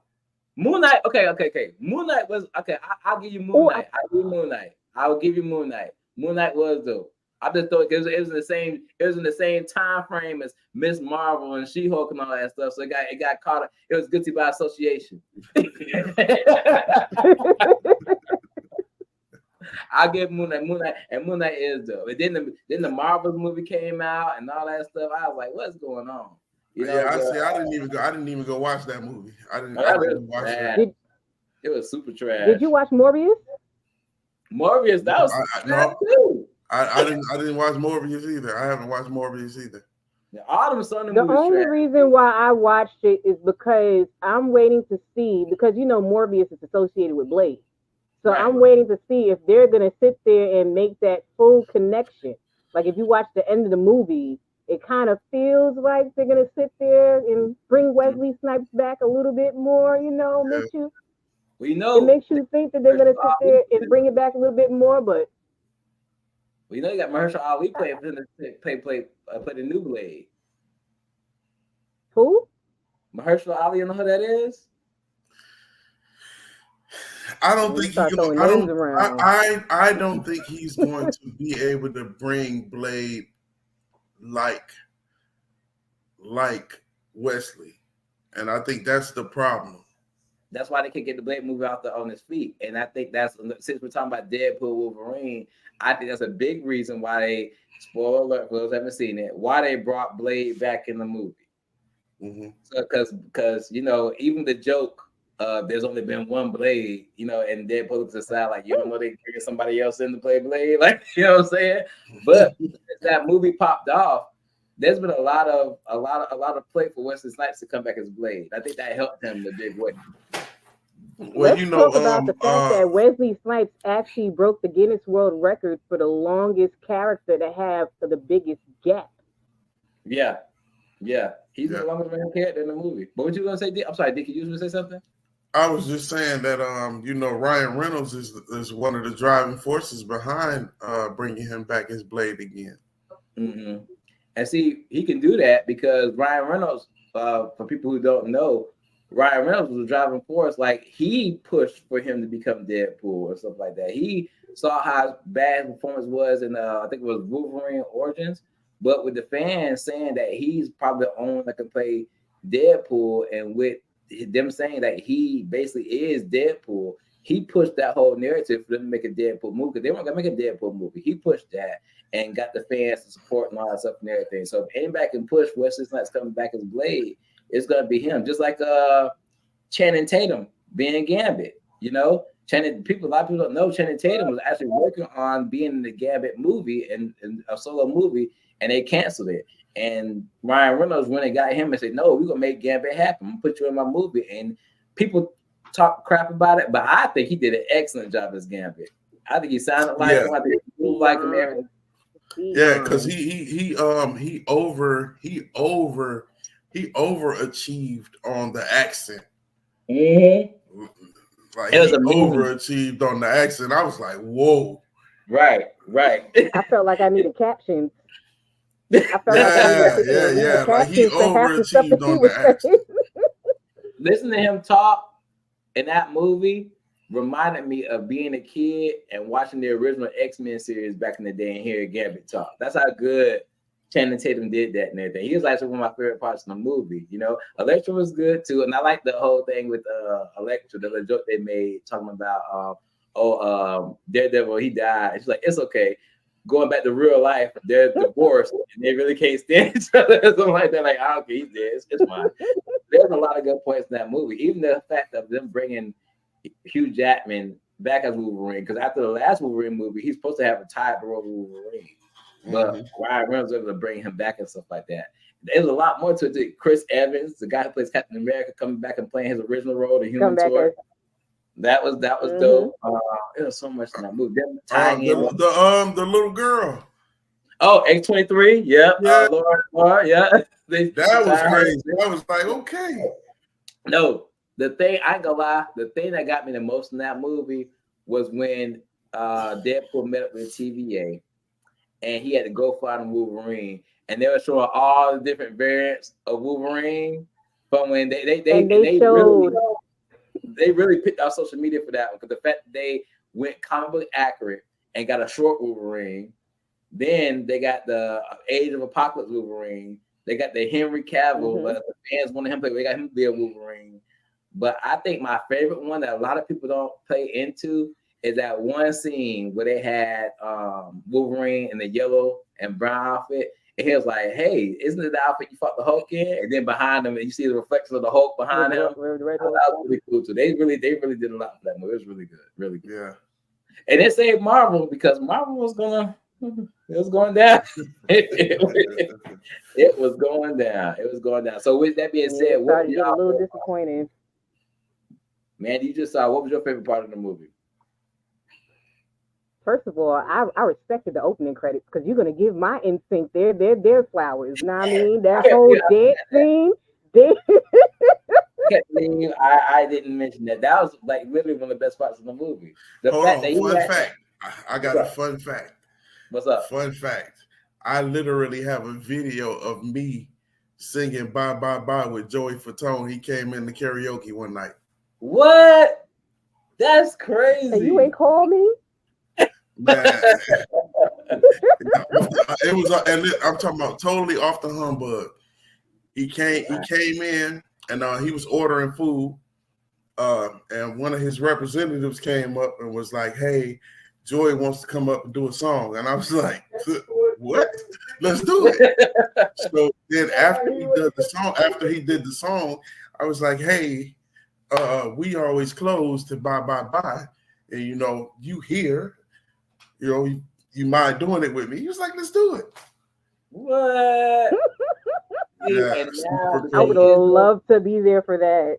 Nah, it's deep. I got to get you on the podcast again, man, and talk about your experiences, DJ experiences like that and everything. But also, you got to have that video ready so we can play it on the podcast. Oh, yeah, definitely. That'd be so definitely. Cool. But that scene, though, the fact that Deadpool knew the whole routine and was killing everybody with Wolverine bones, like, perfect way to start the movie. I didn't see it in the movies, sadly, had sponsors to take care of it and everything. So I sat on my laptop and watched it. And my wife, she was trying to watch it with me, but she was trying to, she killed me. She's trying to listen to music and watch the movie at the same time. I'm like, girl, you can't do that. not doing this movie. Listen, You we tripping. multitask. I just want to Women can multitask now. It's men that have the selective hearing. We can hear everything. Remember, we got to sit there and pay attention to what we're doing and pay attention to the children. So ain't no Well, multitasking. I mean, I didn't see it in the movies either. I watched it. I literally watched it while I was on the road. I was on the road coming back from Michigan, driving back here, and when I were you watched doing events and stuff like that? Will you come back? No, I had I had a funeral that I had to go to Michigan for. So when I went, like I said, when I went, I had ended up sending my wife because I had already paid for tickets and everything. So I sent her to go see the movie. So on the way, when I was driving on the way back, I was like, well, I might as well go ahead and watch the movie. She already saw it. Right. So the fact that it's the number one movie. So that's how I ended up watching it on the road. Got you. It's the number one movie in the world right now. Like I don't think anybody expected the movie to do this good. Like it made billions within this first week. Opening day, it set records and stuff like that. Question one, so I'm gonna have a couple questions for you guys. Do y'all think this movie itself has what it takes to save the Marvel Cinematic Universe? I believe that this movie is actually a stepping stone for Marvel to make a comeback. Okay. Like I don't believe this movie itself saves the universe, but it is the stepping stone for the movies that's going to come after to save the universe. I can agree with that. Because now it's setting up where I feel like all them characters we missed out on because of copyright issues, Fox, Sony, Universal, or whatever, that we couldn't use. Like they couldn't use the X-Men, they couldn't use the Fantastic Four, they couldn't say the word mutant and all that stuff and everything. Heck, for a while before Sony made that deal, they couldn't even use Spider-Man. So the fact that now that movie kind of set up where not only are we tying all the Fox movies and stuff into the Marvel Cinematic Universe and doing this multiverse thing, we're letting it be seen now. We got all our characters back and we can use them and stuff now. So I think that's a good step forward. What about you, Mandy? You think Deadpool Wolverine saved the Marvel Universe, the Marvel Cinematic Universe? I think it definitely adds that step that it needs, especially with the incorporation of the TVA. Because remember, the TVA was associated with Loki. And if you're familiar with the comic version of the Infinity Wars, now you remember the entire Marvel series, all the characters were actually in the original Infinity Wars. The way how everything was set up before. First of all, Nebula is the one that killed Thanos. Nebula took over after she got the Infinity, got the Thanos, right, and then did her thing. I remember that. And she was the one that actually took out her dad. But in a sense, it kind of, because they incorporated the Avengers with Deadpool, so now they're finally introducing the X-Men to the Avengers. So now they're finally intertwining the Marvel series. So where we were so separated before, where it's always just X-Men over here, you never really see them mixing and mingling with, Elektra, Blade, anybody else. You don't see them incorporating, like you see, we would never knew that Deadpool was in love with Thor. You don't see that connection. Now they're forcing that connection now to where they can actually have more of a broader aspect of future movies. Because now you can incorporate the X-Men or a certain X-Man or X-Woman into the next Avengers movie, or have them all come together, because we're officially in the multiverse now. We're in phase 5 now, right? Yeah. Right. So right now they're working on phase 5 and phase 6. So who's to sit there and say that they're done with the script for one of the movies that's probably later on? I'll sit there and say phase 6, to where they can finally incorporate Deadpool into the Avengers. They can finally incorporate Wolverine and Deadpool further down the line. They can finally actually get a chance to bring everybody further in. Gotcha. So it's kind of the perfect stepping stone. Got you. Agreed. So I got this though, and this is a side note. But after Deadpool Wolverine came out, they had I think it was San Diego Comic-Con. I believe it was San Diego Comic-Con, where they announced the slate that. That now that Deadpool Wolverine is doing so good, this was happening with Marvel and stuff like that. You know, they showed the Fantastic Four trailer. They showed the Captain America 4, where got the black Captain America fighting the Red Hulk and stuff like that. They were just showing a lot of stuff that's happening. But the main thing that caught everybody's attention, I know this ain't nothing to do with Deadpool Wolverine, but we're talking about Marvel, was Robert Downey Jr. coming back to play Dr. Doom. Yeah, that's crazy. That's crazy. Yeah. Like they pulled that wild. Like I'm trying. So I guess the thing is with me, I feel like it was a good business move. Could definitely mean Robert Downey Jr. started the Marvel Cinematic Universe with Iron Man. Well, that was a play on feelings. Yeah, of course. That was a play on feelings. They like, you know what, the Marvel, everybody is missing him as a character. Period. Right. Whether he was in the Iron Man form, the Tony Stark form, or whatever, everybody is missing him as a character. So they felt like, you know what, we could make this work and bring him back as Doom. And basically, you know what I'm saying, they already know that he is the draw. Right. For whatever that movie is going to look like. He's the draw. I guess the only thing with me is it's like, I understand. Robert Downey Jr. is a great actor. He's actually one of my top 10 favorite actors. The man is talented all the way around. But I guess the thing with me is like, yeah, I know he could be a Dr. Doom. He could be an awesome Dr. Doom. But, and I know they're going to try to tie it into the multiverse theory. And they got this one story where Dr. Doom and Iron Man switch bodies. And I don't know how they're going to do it. They're going to pull something about their butt from the comic books. I know they're going to make it work. But my thing is just, why not just bring him back as Iron Man and get a new Doom? Because I'm pretty sure if you would have made an announcement that, hey, Iron Man is back alive, or this is burying the Iron Man, people would have been excited. You know what I'm saying? They're not going to do that, because remember, his daughter now is supposed to be taking over as Iron Man. That's what the Iron Man 4 movie is going to be about. It's going to be about Morgan sitting there stepping up. Gotcha. And also, I forgot the girl's name from Black Panther 2, the one who actually built it. Ironheart. Yeah. So it's going to be more based off of them. So it's like you have to sit there and kill off a character to sit there and build something new in order to sit there and keep the series going, because you have to show that there's a legacy for Iron Man. They're not going to bring him back. They're going to sit there and have the same way how Howard Stark sat there and, had the videos and everything else to sit there and encourage Tony to keep going in order to sit there and do all the things that he needed to do. It's going to be the same aspect, but towards his daughter. I feel like, I also feel like Marvel has been leaving a lot of money on the table. I feel like they've been leaving a lot of money on the table because there's a lot of stories that's going untold that they could be telling and making more money off of. Even if they would have did a story about what's the chick's name that was Black Panther's was Black Panther's love interest, the chick that he was in love with, that he went to go.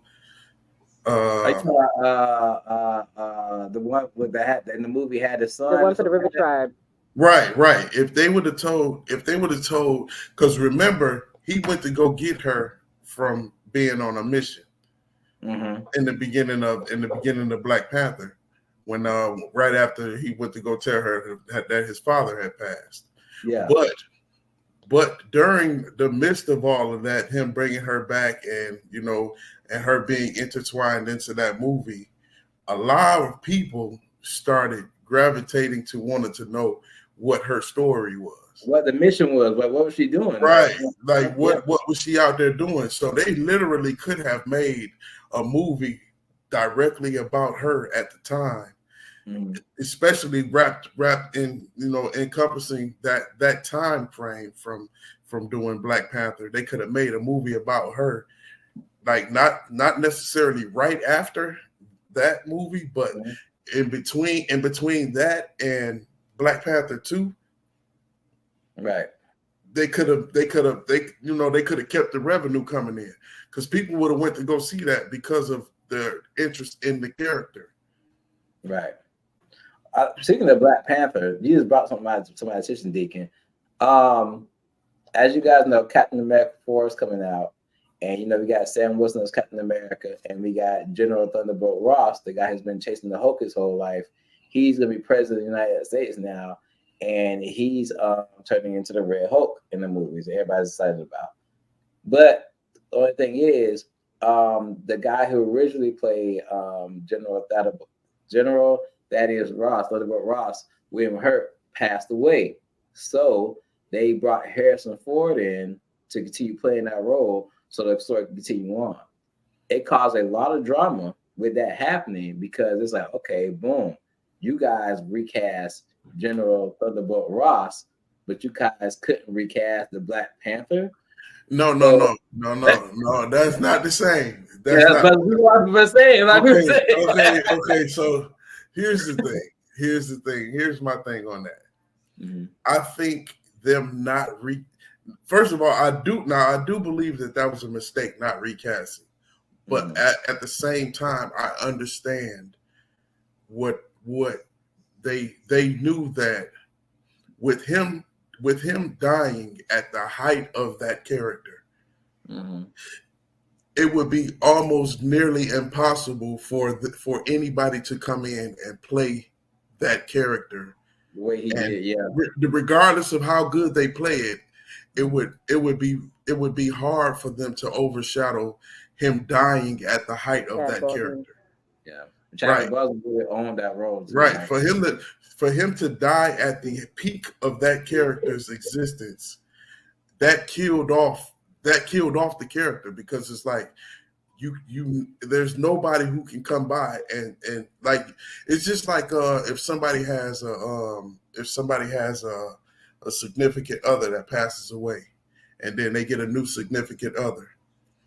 That new significant other is never going to beat the ghost. Right. You know what I'm saying? It's never going to beat the ghost. Yeah, you know, it's just something that's never going to happen. You're never going to beat the ghost. And it's the same thing with that character. Nobody would be able to come in and play that character and beat the ghost. Everybody's the whole criticizing of that movie is going to be based off, can you be better than Chadwick was? Exactly. Right. What if they was to change the narrative and actually stick to the comic version side where they sat there and not now because it's so soon, but further down the line? Because you see, our version of Black Panther now was with Lupita. Now, what if they actually further down the line, whether they do a series or do another movie like they keep redoing the Fantastic Four, actually had Black Panther with Storm? Well, I mean, you know, one only thing I'm gonna say about that is that, you know, with each generation, all they do is redo the movies again for the following generation. So I'm sure at some point there's going to be another Spider-Man. At some point there's going to be another Black Panther. At some point there's going to be another Captain America. Like the only thing they do is renew those same characters for that next generation who don't know nothing about. But do you think that Chadwick was?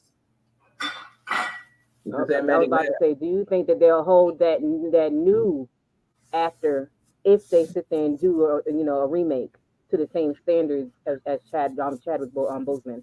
I think so. Only the older people. Yeah. Only the older people, the kids and everything that's gonna go see the movie, not gonna know nothing about Chadwick. That's right. I agree with that. Because even that's exactly why they're gonna be pushing it. Because I mean, if you think about it, they had already made plenty of Hulk, of the Incredible Hulk stuff back in the 70s and 80s. Right. Mm-hmm. But now when our generation come up and they got I forgot my man's name, but they got Lou Ferrigno. Right. Yeah. So we had Lou Ferrigno, and then they brought in the guy that playing Hawk now. Mm-hmm. You know, so it's like we didn't judge him off of, okay, is he gonna play him as good as Lou Ferrigno did? Mm-hmm. Because it's a whole new generation. So it's like that new generation is watching it for the first time. Like, that's a good point you made. Because even right now, I remember I'm gonna use the two main ones that get replaced all the time: Batman and Superman. The first Batman I ever seen was Michael Keaton. and Batman Returns. You know what I'm saying? I didn't know about Adam West and all that stuff. I knew Michael Keaton. That was my Batman. My pops and everybody else was like, well, we comparing him to, Adam West. You know what I'm saying? I'm looking at these Batman now. I'm looking at Ben Affleck. I'm looking at Robert Pattinson. I'm like Christian Bale. I'm like, y'all never be good as Michael Keaton. I don't care what y'all do. Michael Keaton was Batman. You know what I'm saying? But to my son, he's all like, hey, Ben Affleck, that was Batman for me. You know what I'm saying? So it's like, right. Where you're going, right? You know what I'm saying? So yeah, it's the generational thing. Yeah, it's the generational thing. They make a new they bring a new character in, a new person to play that character for each generation, and that generation that's their person. Right. So I can see that. So down the line, I could probably see them being another Black Panther and stuff like that. So let's get back on topic. We're going to change it a little bit. Since you're talking about changing characters and stuff like that and everything, Ryan Reynolds, Deadpool, Wolverine, right? Two things that stand out from that conversation. First of all, Hugh Jackman, only dude ever to play Wolverine, right? Until we saw, this movie and they had the little variants and they see Henry Cavill and all that stuff and everything. And then they talked about the dude from Harry Potter playing Wolverine. They talked about what's the boy name from what's the movie called? No, what's the movie called? Oh Lord, I'm slipping. The movie called where it's like a British movie, they spies. Samuel L. Jackson was the bad guy in the first one. Where they sit there and say Oxford, they wear the suits, they're real nice. I know what you're talking about. My brain. And the boy was young, but he got brought into the boy's name was they called him Eggy. Eggy. The boy's name was Eggy. Yeah. The boy who played Eggy, so that Taylor Egerton, I think his name is, or something like that. I could be wrong. Don't crucify me if I'm wrong. But they even had talked about him playing Wolverine at one point. But when it's all said and done, you know what I'm saying? Wolverine ended up, even after retirement, ended up being Hugh Jackman. Ryan Reynolds, only dude ever to play Deadpool. Do y'all think down the line they ever get other people to play Wolverine or Deadpool? They're going to have to, because they're going to want the new generation to have a Wolverine and a Deadpool. Yeah. So they're going to have to. They're going to have to have. You know what I'm saying? They're going to have to usher in the next echelon of those actors that's going to play them. Shout out to Terrence C. Wood. That's Love Reigns. Hey, Love Reigns. Thank you for watching. That's my dog, Love Reigns. She watching the podcast, and I got to shout out. Love you. But hold on. So real quick. I feel like it would be easier. Go ahead, Mandy. I feel like it would be easier to sit there and find a new Wolverine than it would be for a new Deadpool, because you have to have that type of energy and attitude, because Ryan Reynolds is naturally like that anyway. I don't know if you follow his tweets between him and his wife, but he's naturally like Deadpool minus the killing. Like, right. So it's funny it suits him because it is his personality. It's funny that you said that. I saw a meme today and it threw me off so much, but it made sense. They said it's funny Ryan Reynolds is the only person ever played Deadpool. Like you said, he is Deadpool. But somebody put a meme and said there's only one other person in this entire world that could possibly play Deadpool. And I say I agree. Have y'all seen the American Pie movies? Yeah. Y'all know who Stifler is? Yeah. Oh my God. The only other dude in history that could possibly play Deadpool is him. I was like, I gotta see that. Yeah, after watching him, after watching him in the rundown, yeah, I can see that. Yeah. The guy plays stuff, but he's the only definitely. Thanks for checking out. Definitely. Tempest Live Temple. Thank y'all for joining us in Temple and watching. We appreciate that. We really appreciate that.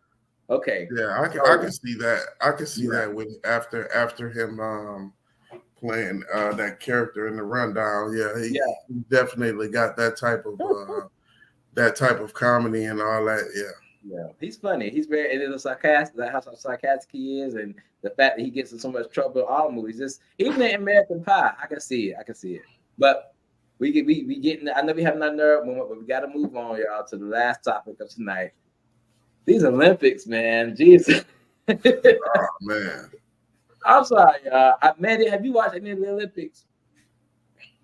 I have not been following the Olympics, but my housemates have been following, and they sit there and been telling me about what was going on, and I've seen stuff on Facebook. If I talk Yes. about anything, I'm gonna talk about the breakdancing. I'm gonna tell you that now. So Man. a bunch of foolishness. First of all, I'm not gonna lie to y'all. I personally have not been watching the Olympics because I'm trying to handle some of my stuff in personal life, so like that, anything. But social media, co-workers talking this and that. You hear about everything that's going on, and then you got to go back and check it out for yourself. So man, that breakdancing job. What's the girl name? Rachel Gunn or Ray Gunn From I don't know Australia. what that was. All that made me question was like, what did you have to do to qualify? Like, if that's the performance you gave, what do you have to do to qualify? Like, if that's the case, I could qualify for the breakdance Olympics. You know what I'm saying?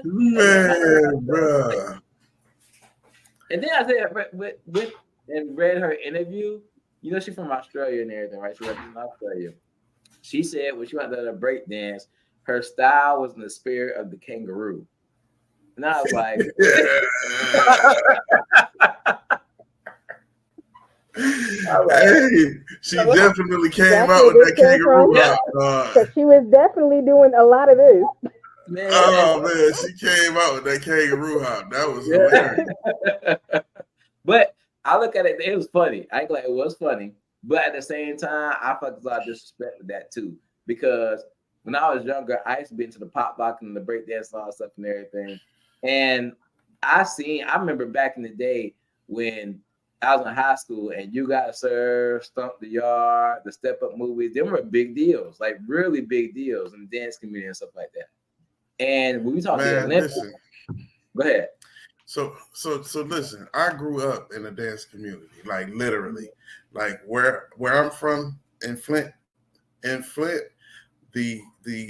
80s and 90s were strictly about dance crews, dance battles. Like we had two things that was very prominent in our culture in Flint back in those days, and it was dancing and skating. And the biggest skate rink in our city was a skate rink called CLC. And that skate rink had both in the same night. It was from 7 to 11. So from 7 to 9 it would be a dance, and then from 9 to 11 it would be skating. The amount of sustain that I had watching those dancers was horrific. Like I was like, I would kill 90% of these dances that I'm watching right now. And I only, like, even right now, I dance one time a year on my birthday.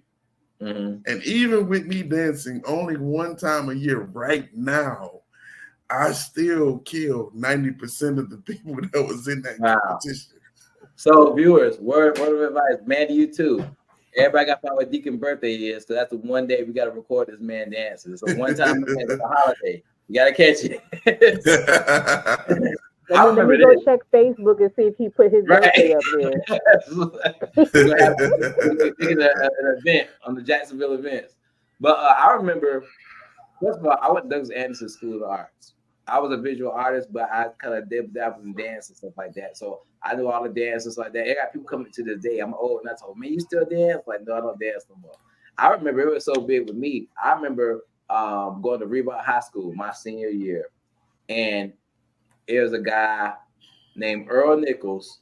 First of all, shout out to Earl, because Earl is supposed to be the whoop champion of all of Jacksonville. Yeah, definitely. Shout out to him. Definitely. It was Earl. I remember my homeboy Sterling, and I remember we used to always be dancing and battling each other. I remember we battled each other in the talent show and everything. And the effort we put in to learning them moves, to come up with clever stuff, to do stuff that nobody else was doing. For me to hear that breakdancing was part of the Olympics, I'm like, whoa, they put breakdancing Olympics? These must be like some real top tier dancers. And when I seen that crap, they exhibited, No wonder they ain't putting the break dance in the next Olympics. Because they said they canceled it out in 2028, period. Well, here's the thing, so even right now, I'm still real big into dance.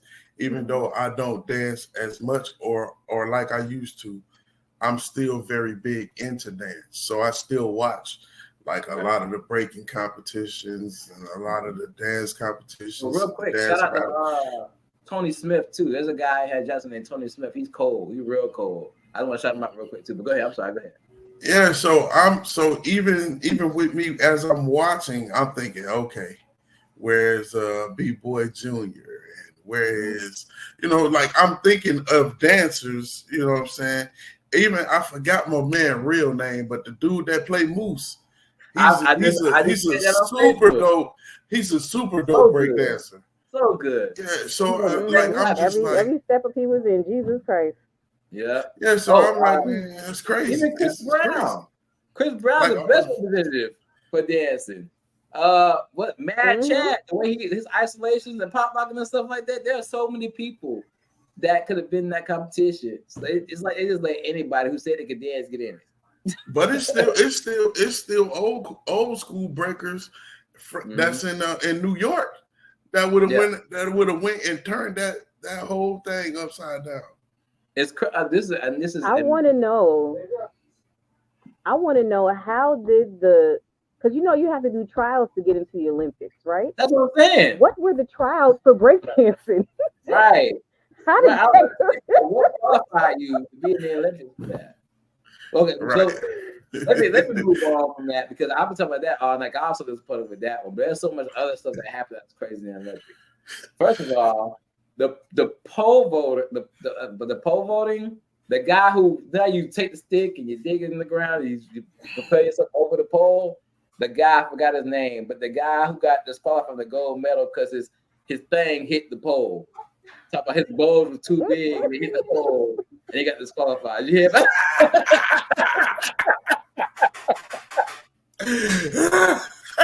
I couldn't believe it. They say his jump was too big. As a meme on Facebook. Right. Wait, so he got disqualified for having a big ego? That's crazy. Yeah. Couldn't get the gold medal because his balls were too big and they hit the pole. I was like, what?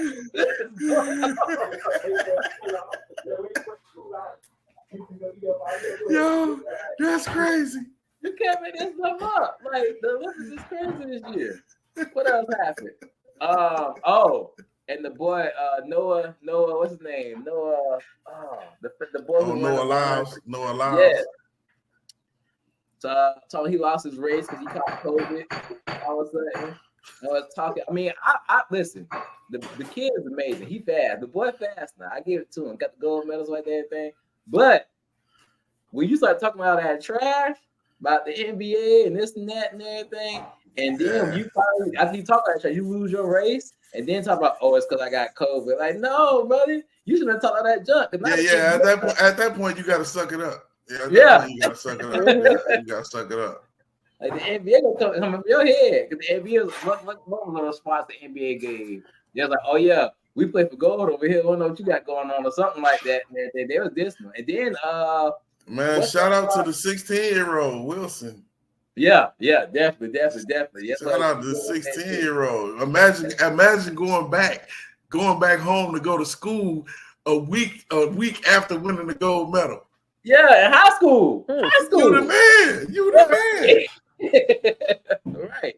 And there was something else that happened that was crazy. I ain't even gonna lie. I'm wearing my medal at least half of the year. The target.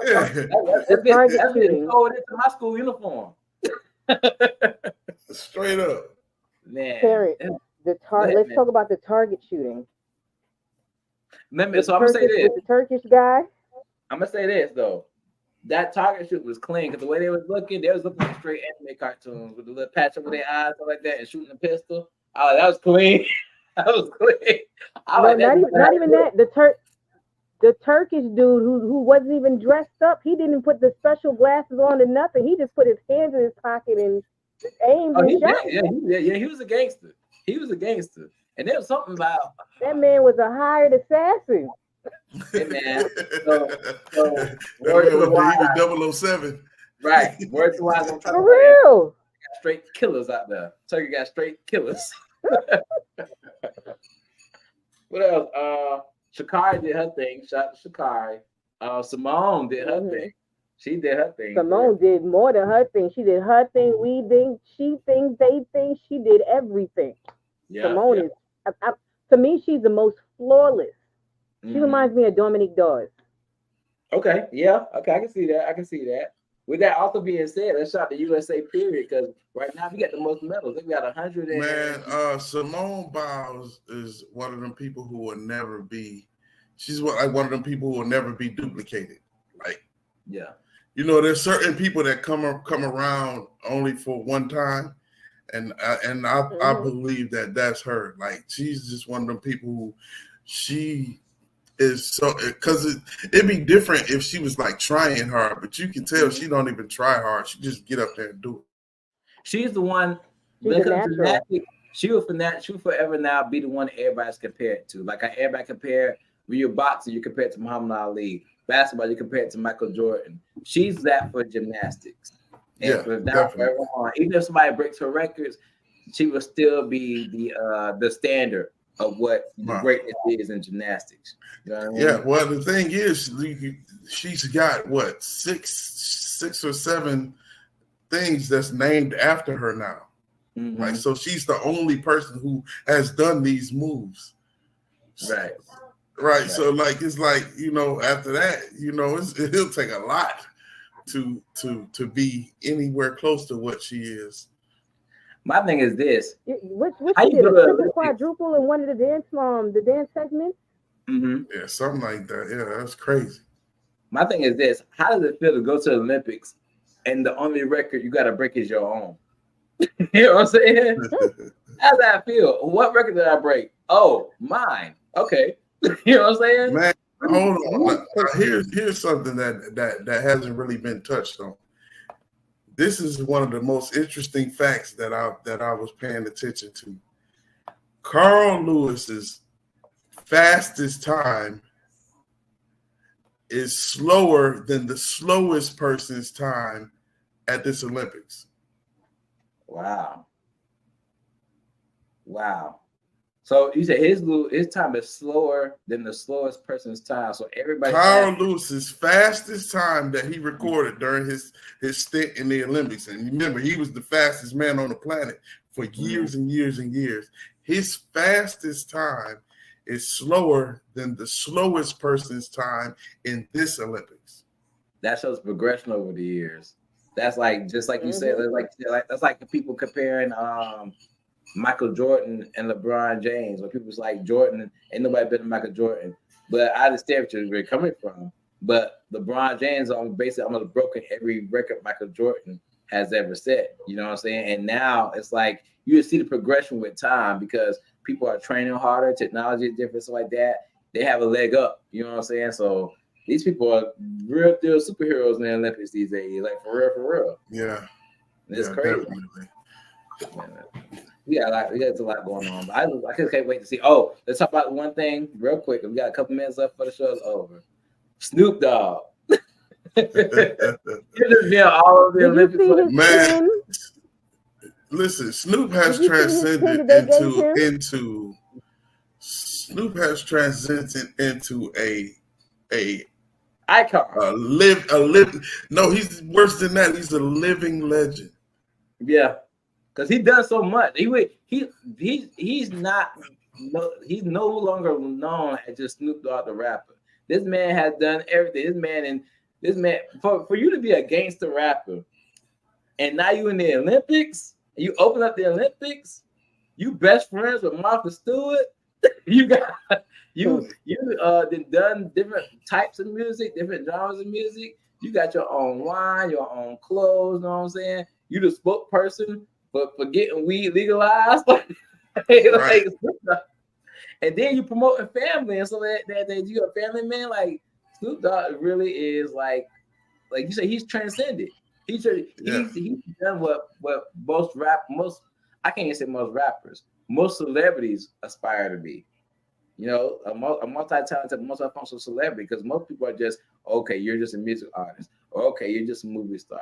Snoop Dogg is everything and can do everything. Listen, Snoop Dogg is this generation's Michael Jackson. Oh man, you said a lot with that one. You said a lot now. You said a lot with that one. As far as what he is doing, as far as his accomplishments, because when you say Michael Jackson, right? But I'm talking about his prowess. His aura. He has transcended. Like Mike had got to the point where he transcended a past being an entertainer and an artist and all of that, where he was like, it was just, hey, that's Michael Jackson, right? You know, like nobody was like, that's Michael Jackson the singer, or that's Michael Jackson the dancer. It's like, yeah, that's Michael Jackson. Do anything, do everything. And it's crazy. I can't think of not one, but I've never heard a person in my life, 36 years of life, I've never heard a person say, I don't like Snoop Dogg. He's loved by the entire world, like for real, for real. So you make a good point with that. Good point. And everybody, it's funny because I remember like it's pretty popular and pretty accepted now, but people have always been against smoking weed, right? The thing is, Snoop Dogg is such a high status. He the only one nobody judged him about smoking weed. For him, it's just okay. Because he's Snoop Dogg. You know what I'm saying? You see, the pin that they gave him for the Olympics is him blowing out the circles for the Olympic symbol. Yeah. So they regard him so much that they gave him that.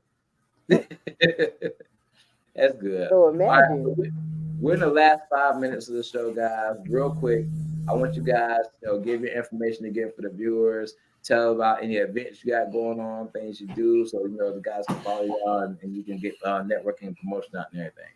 So, Mandy, you want to go first? Ladies first. Okay, well, my Facebook is Rude Girl Mandy, the DJ. So just like Deacon, the DJ, the DJ. I'm currently coming out of retirement as a DJ. I haven't really been playing for the last year and a half. I actually had took a break for personal reasons, but I'm starting to come back out. So once I sit there and start dropping flyers, if you follow me, you'll know where I'll be at, and hopefully you'll come outside and support. If you want to come outside and hang out with the Caribbean community, we're a fun bunch of people. We like to have fun. So also my other handle, my Instagram handle is Mandylocks, MANDYLOCX. As I said before, I'm also a cosmetologist. So if you need your hair done, the locks retwisted, need some braids, hit me up, let me know. Good stuff. Deacon, go ahead and give your info, boss man. I am Deacon the DJ on everything. Deacon the DJ on Instagram, Deacon the DJ on Facebook, Deacon the DJ on Spotify, Apple Music, YouTube Music, wherever you choose to find your streaming pleasures. I'm there. You know what I'm saying? I got plenty of music, and I'm dropping some more music in the next maybe month and a half, 2 months. I got another project we're about to do. We're about to do Affiliation Volume 2, so be looking out for that. I am at the Real Ting every Friday. I've been at Real Ting every Friday for the past 9 years. That's what's up. Yes, so I'm at Real Ting every Friday. I'm at D's Lounge every Sunday from 5 to 9. We're doing a karaoke happy hour over there. So just and then Saturdays I'm kind of wherever the wind blows, wherever the check goes.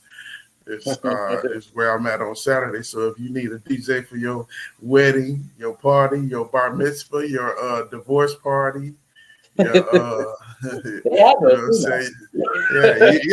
definitely do graduation. Yeah, anything, just hit me up and we'll talk numbers. Please don't hit me with the one of the main things I hate when they hit you up and be like, I'm kind of on a budget, but I paid $9,000 for the photographer, and I paid $10,000 for the venue, but I got $300 for you. Nah, don't do that. Don't do that. Don't do that. I will not negotiate with terrorists. But yeah, other than that, man, on the August the 25th, I want to say August the 25th at I can't even remember the name of the place. At yep, you're gonna have to catch my page for but we're doing gaps.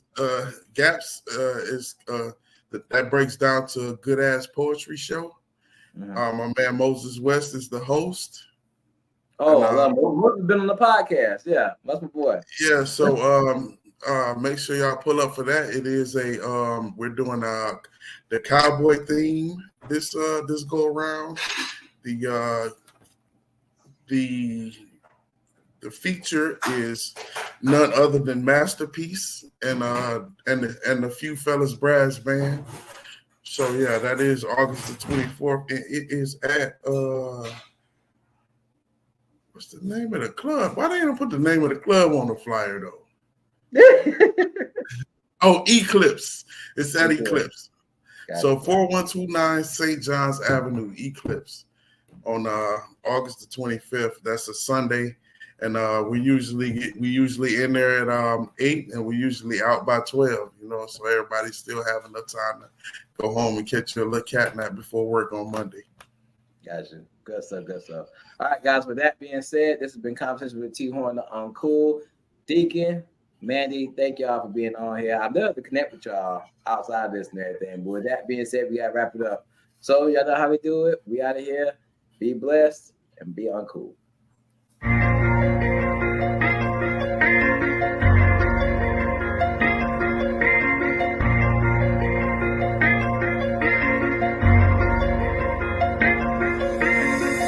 Don't judge me until you know me. Don't underestimate me until you challenge me. And don't talk about me until you talk to me. Or better yet, mind your business and stop minding mine. Yeah, I'm the topic of conversation. Circles talk about me. Yeah, I'm in rotation. I'm the one they talk and then they gossip about. Now it's so hard for them to keep my name out their mouth. Oh, I'm the topic of conversation. Circles talk about me. Yeah, I'm in rotation. I'm the one they talk and then they gossip about. Now it's so hard for them to keep my name out their mouth. Oh, when my name coming out, must taste good cause you keep it in your mouth. Got something must for you if you go down south. I'm just playing. What the heck you talking about, huh? Why you worried about who I wanna date, huh? Why on the main course on your plate, huh? Why everything concerning me gotta turn to be argument or debate, huh? Is he a Christian religion? Has he forsaken? He just was dating her. How many women he dating? Had another kid? That nigga don't know when to stop. I heard he smoking, getting high. Boy, that fell from the top. See what I learned is your concern. It's all about me. Y'all gossiping made me look at y'all like FEMA dolls in heat. But let's make something concrete. I'm seasoned, yes indeed. Y'all must like the recipe cause y'all all on my meat. Yeah, I'm the topic of conversation. Circles talk about me. Yeah, I'm in rotation. I'm the one they talk and then they gossip about. Now it's so hard for them to keep my name out their mouth. Oh, I'm the topic of conversation. Circles talk about me. Yeah, I'm in rotation. I'm the one they talk and then they gossip about. Now it's so hard for them to keep my name out their mouth. Oh, haters try to diss me, they love me but they dismiss me. Play hard but acting sissy, they lies be so convincing. And exes get jealous quickly, they won't admit that they miss me. They hate that I moved on, so use my children against me just to keep up the top. People peep on my wall just to keep tabs on my flaws, just to keep me involved. Doing everything they ask me, but that ain't enough. I'm on everybody's tongue and everybody on my John. His rap career won't take off. That nigga ain't hard, he really soft. Try to see his page, but I'm blocked. He was living for Jesus, then he stopped. He get girls just to knock him off. He lies, the truth ain't what he taught. I be so close to popping off, but then I realize I don't give a fuck. Yeah, I'm the topic of conversation. Circles talk about me. Yeah, I'm in rotation. I'm the one they talk and then they gossip about. Now it's so hard for them to keep my name out their mouth. Oh, I'm the topic of conversation. Circles talk about me. Yeah, I'm in rotation. I'm the one they talk and then they gossip about. Now it's so hard for them to keep my name out their mouth. Oh. My whole life, I lived it based off of other people's opinions. They judge what I do, what I say, how I think, and I judge my whole life based off their interpretations. But now I got to the point where I realize my life is my own. I'm the only one that can live it. So, if you got an opinion, keep it to yourself. I'ma live how I see fit. I'm the topic of conversations. Yeah, I'm in rotation. Gossip about. Keep my name out their mouth. Oh.